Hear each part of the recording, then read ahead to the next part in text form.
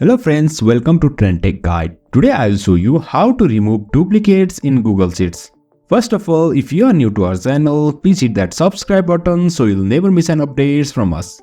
First of all, over here I am in Google Sheets.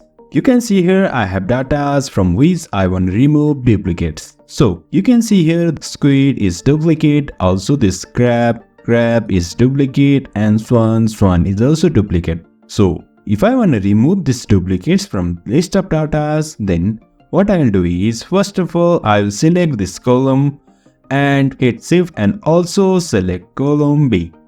Over here you can see here I have selected both the column. Now what I will do is go over here to this data. Then over here you can see data cleanup. Just click over here to remove duplicates. And you can see here 3 duplicates found and removed. So just click over this. Okay, so you can see here in our data our squid, crab and swan, which were duplicate entries, have been removed. In this way we can remove duplicate entries in Google Sheets. So if you find this helpful, please like, share and subscribe.